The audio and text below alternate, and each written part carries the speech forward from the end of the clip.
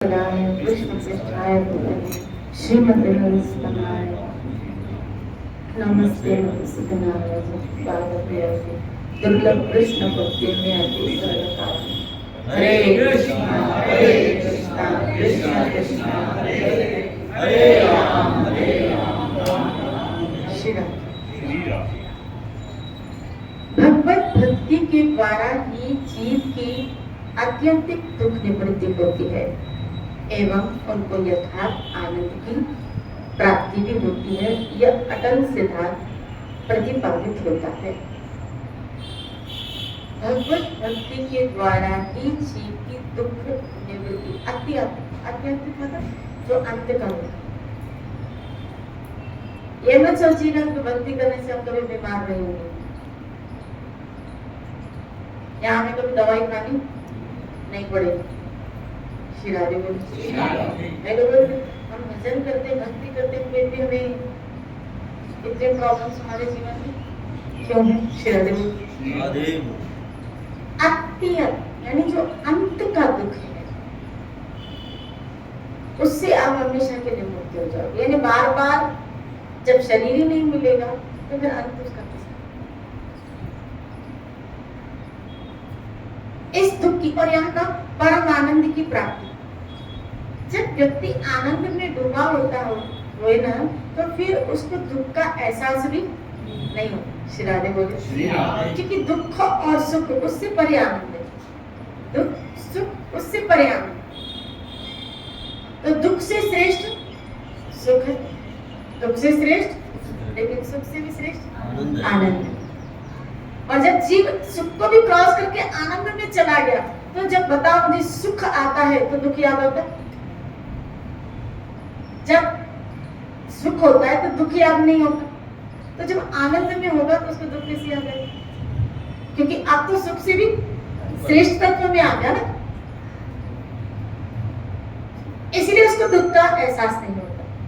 श्री राधे। अब हमारे साथ मुसीबत क्या है कि अभी भी हमें दुख का एहसास हो रहा है। क्यों? क्योंकि हम उस आनंद के स्रोत श्री कृष्ण में पूरी तरह डूबे नहीं है। श्री राधे। जिस दिन आनंद की पराकाष्ठा पे पहुंच जाएंगे वहां ये छोटे छोटे दुख हावी नहीं पड़े, चलते हैं। ऐसा नहीं है कि संतों को एहसास नहीं होता है या भक्तों को एहसास नहीं होता है जब शरीर में कुछ प्रॉब्लम आते हैं, लेकिन हावी नहीं पड़ते हैं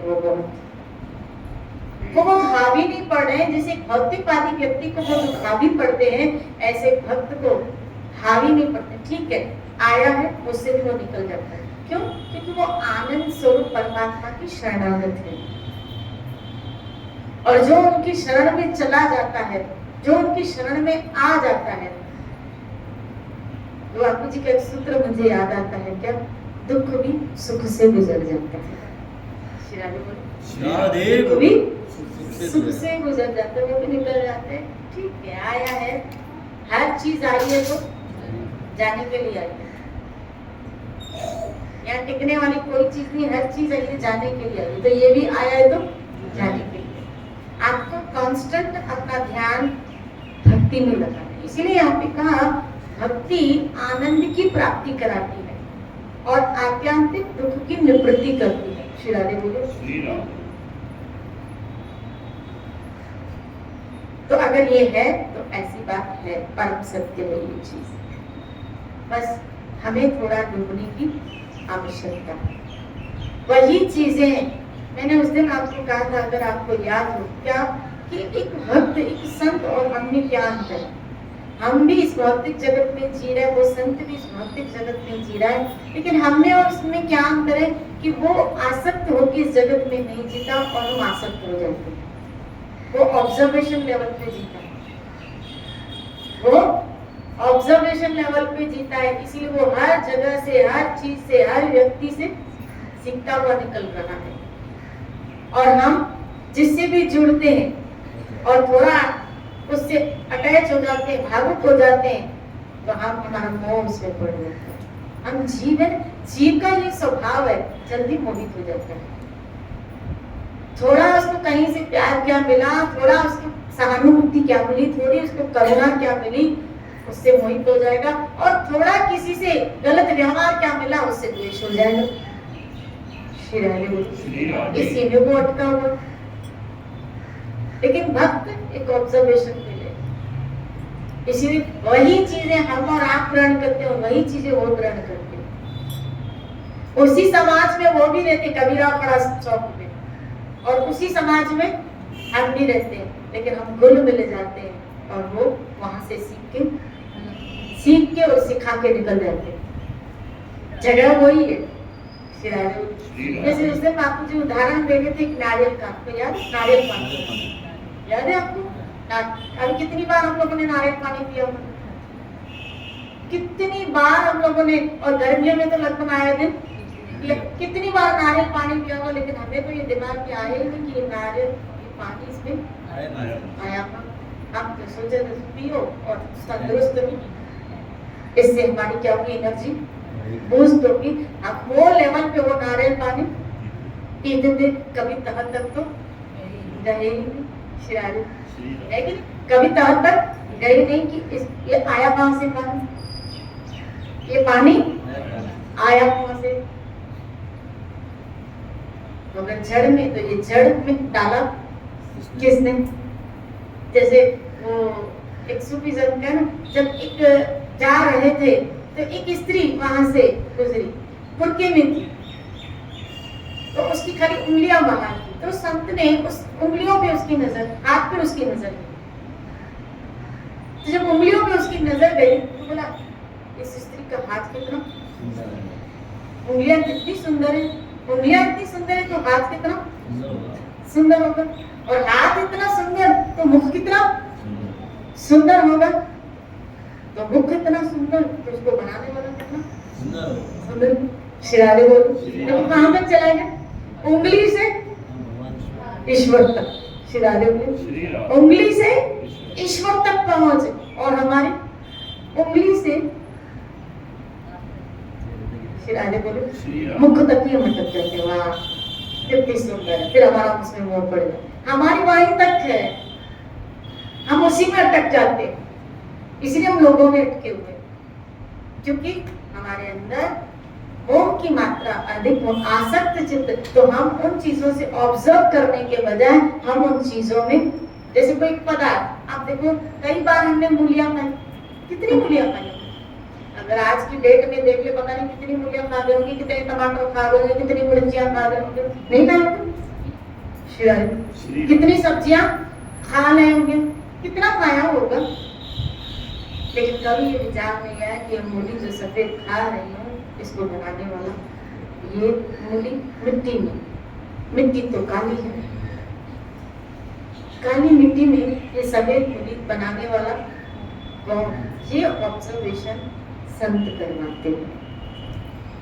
इसके द्वारा वो हमें क्या करवाते हैं? अनुभव किसका? ईश्वर का। ऐसे वो हमें ईश्वर के साथ, क्योंकि जो छोटी छोटी चीजें हम यूज करते हैं ना, जो धारण करते हैं, जो यूज करते हैं, उसी से परमात्मा के एहसास होने का जब पता चलता है, तब हमारा भाव ईश्वर में और जुड़ता है। अरे वाह, ये तो मैंने कभी सोचा ही नहीं, क्योंकि ये तो मैं खाती हूँ, ये तो मैं खाता ही हूँ, यहाँ तो मैं रहती हूँ, इस बीच तो मैं, अरे ये तो मैं रोज पीती हूँ।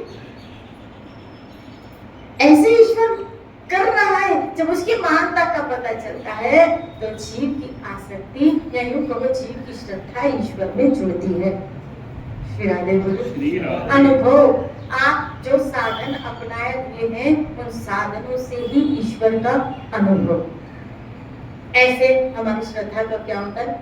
विकास। जैसे अर्जुन जब इस प्रकृति में, इस पूरे जगत में, जब विश्व रूप के रूप में भगवान को देख रहा है, तो पंख रह गए, अनुभूति होने लगी क्या कि किस तरह मेरा ठाकुर सर्व जगत व्यापक है,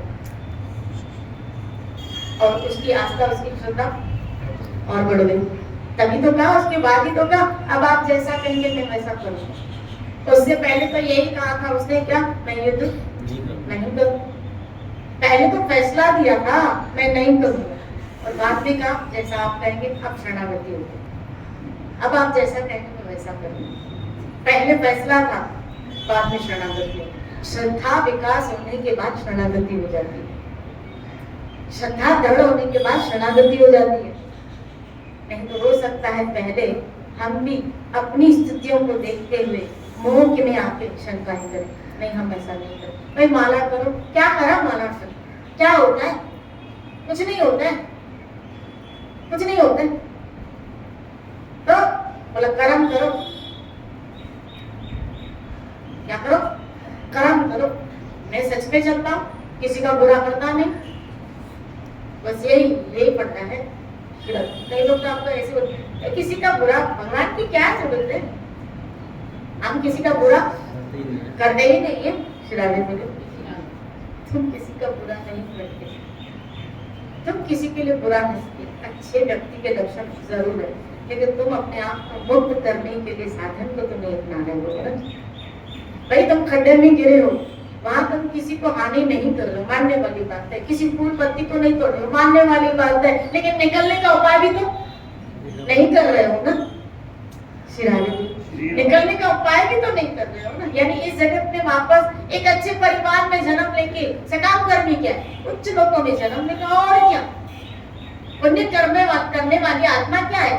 जब तक भजन नहीं करोगे मुक्त नहीं होगे, जब तक भगवान की शरण, माम एकम शरण बल मोक्षास्मि, मुक्ति तो तभी मिलेगी जब तुम मेरी शरण में आओगे।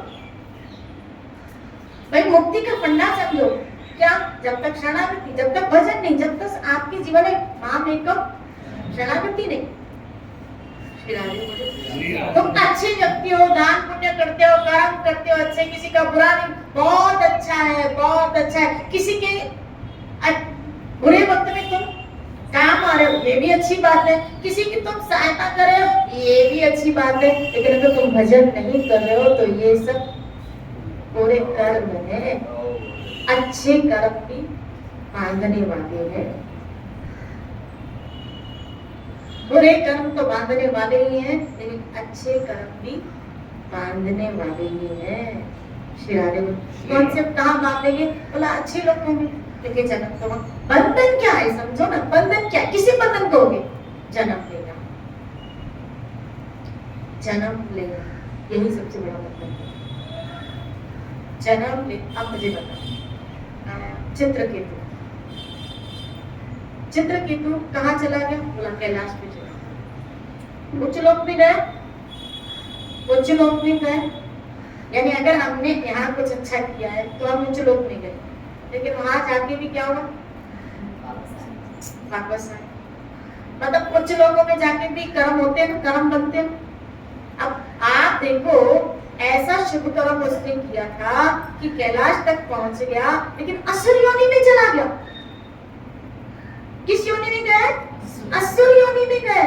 इसका मतलब है आपने अच्छे कर्म किए, बहुत अच्छी बात है, बहुत शुभ कर्म किए, अच्छी बात है, अच्छा व्यवहार किए, अच्छी बात है, आप उच्च लोक में चले गए, अच्छी बात है, लेकिन इसकी गारंटी नहीं है कि वहां जाने के बाद आपसे गलत,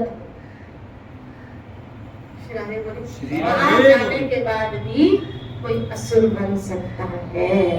चित्रकेतु उसका प्रमाण है। शिराने को वहां जाने के बाद भी, उच्च लोकों में जाने के बाद भी आप ये जीवात्मा का पतन हो सकता है। एक खाली भजन करने वाला निष्काम भक्त, इसीलिए तो संतों का संग क्या करता है, संतों का संग आपको कामना से मुक्त करता हुआ चलता। यहाँ की चीजें मांगना, यहाँ की चीज ऐसे ये कि कुएं में खाना पीना मांगना,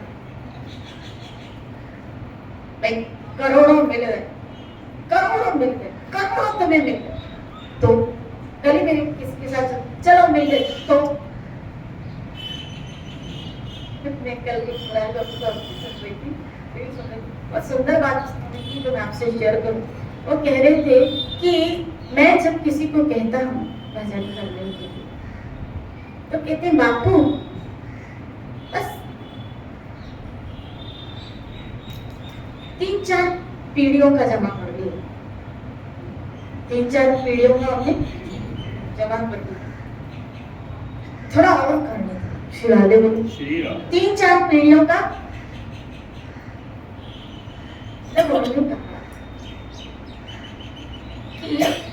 तुमने तीन पीढ़ियों का तुमने जमा कर दिया, यानी तुम्हारे बच्चे, तुम्हारे बच्चों के बच्चे और उनके बच्चे। श्री राधे बोलो। श्री राधे। तो पागल, तुम्हारे बच्चे भी तो तुम्हारे नक्शे कदम पे चले। तुमने 3 पीढ़ियों का किया तो वो 6 पीढ़ियों का, वो 2 कदम आगे ही जाने वाले। श्री राधे बोलो। तुमने 3 पीढ़ियों का किया, वो 6 पीढ़ियों का करेंगे, 4 पीढ़ियों का तो करेंगे। श्री राधे बोलिए, बोलो ना श्री राधे। और उनके बच्चे और पीढ़ियों का करेंगे। श्री राधे बोलिए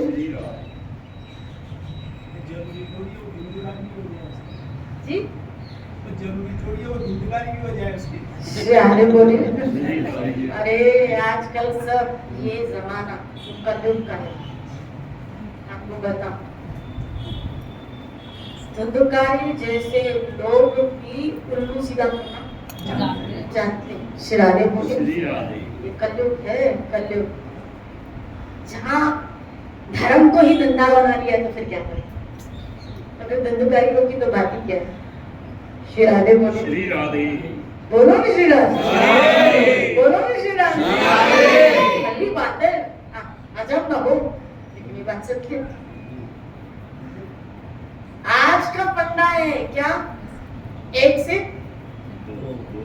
100 कैसे करे? 2 का जमाना गया, 2 का जमाना गया। श्री राधे बोलिए ना।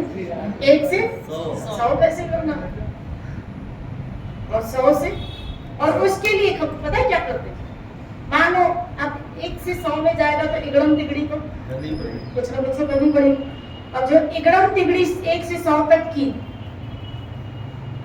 तो बोला कुछ कर ले, तो बोला भागवत करा लेते हैं। क्या करवा लो? बोला भागवत करा लो, ये करा लो, मायना करा लो, कुछ करा लो। फिर क्या बोला? फिर अपने परिवार वालों, बोला हमने वहां भागवत कराई, बस भी कराई, आप चलो। श्री राधे। तो फिर मेरे पाप जो है वो थोड़े कम हो जाए। क्यों? क्योंकि इनको मैं फ्री में और भागवत कार को अपने दिया, तो बोला बैलेंस हो जाएगा। तो बोलते इधर भागवत कराई, इधर भागवत कराई, इधर भागवत कराई, इधर भागवत कराई। फिर जितने तुमने पापड़ बेले ना, सोचते हो भागवत करा के क्लियर हो जाएगा, भागवत करा के क्लियर हो जाएगा। श्री राधे बोले। इस गलत फहमी में मत रहियो, इस गलत फहमी में मत रहना। श्री राधे बोले। श्री राधे। जो सुन रहा है वो तो पुण्य करके निकल गया, लेकिन जो तुमने पाप किया ना, हाँ तुम्हारे अकाउंट में पुण्य इकट्ठा हुआ, नो डाउट।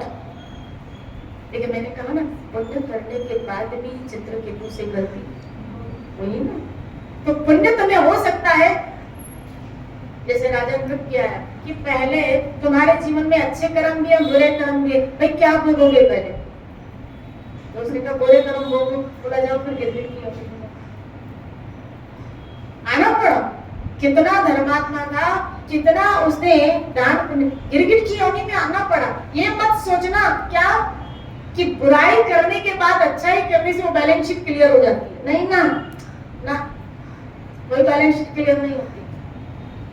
साहिब के दरबार में खाता सबका होए। श्री राधे बोले। श्री राधे। उसके दरबार में सबका खाता है, मेरे दाता के दरबार में सब लोगों का खाता। जो कोई जैसी करनी वैसा ही कर। ये मत सोचना कि बैलेंस शीट क्लियर होती है, प्रकृति का नियम है। यहाँ भगवान ने अपने जासूस खड़े रखे हैं, फैले हुए हैं वो भी, और हर एक जीव के ऊपर उसकी पूरी नजर है। इसीलिए मैं हमेशा कहती हूँ हम सब सीसीटीवी कैमरे, वहाँ कैमरा तो जब मॉल में जाते हैं तो कुछ जगह कैमरा फिट होती है, दिखता है कैमरा, कुछ जगह फिट होती है। यहाँ हर एक व्यक्ति में कैमरा फिट है, हर एक व्यक्ति। आपको पता है आपकी बॉडी के अंदर भगवान ने कितने कैमरा रखे? ये दो आंखें, रूपा, ये नाम, ये जीवन, मन, बुद्धि, चित्त, अहंकार, हाथ, पांव, इन सब में एक एक कैमरा फिट है। श्री राधे बोले।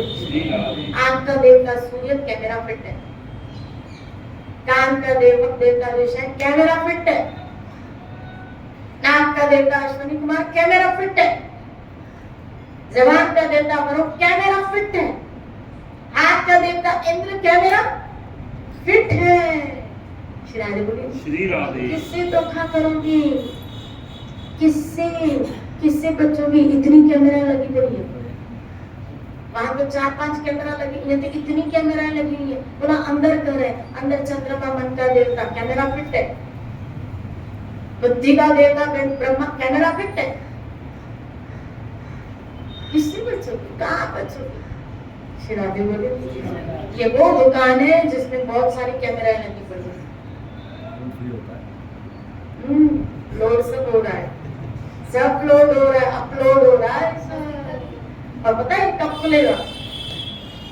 ये कब खुलेगा?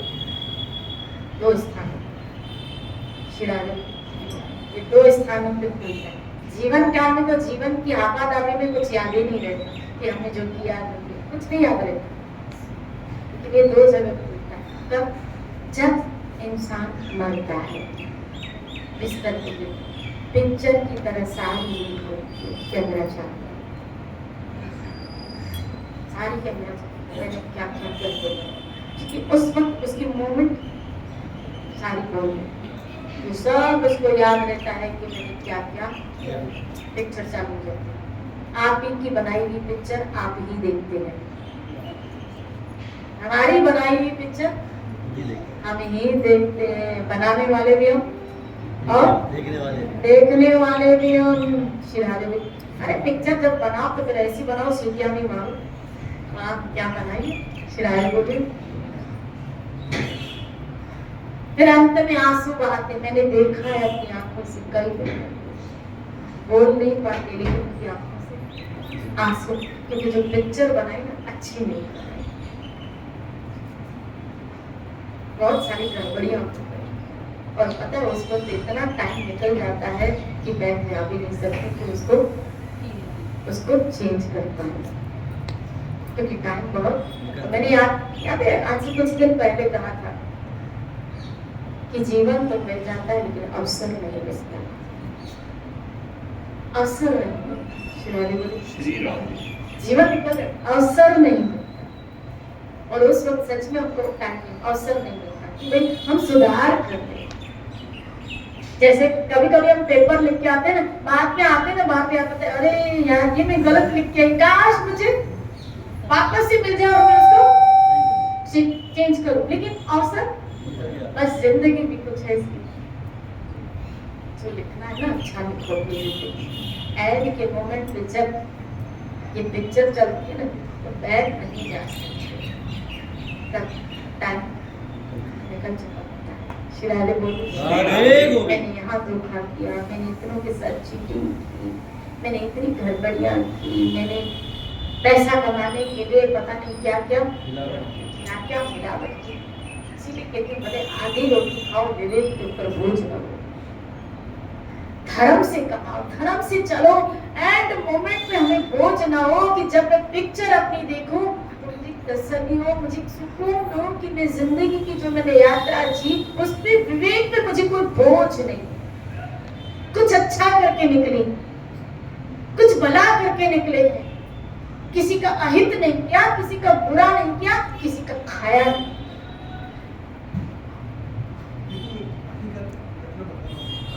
एक डॉक्टर है, उसने पौने 800 पौने 800 तो उनका कि मैं इसे कैसे करूँ, तो उनके दिल ने कहा कि मैं आपको 10 लाख मैं आपको 10 लाख वो किसी के पास गया, जैसे ऐसा हो गया ये मैं कैसे इस पास पाप से मुक्त होने की उपाय क्या है? जैसे मैंने उनको तो साफ मैंने निकाली मैं कहते भाई तुम 10 लाख पैसे पाप से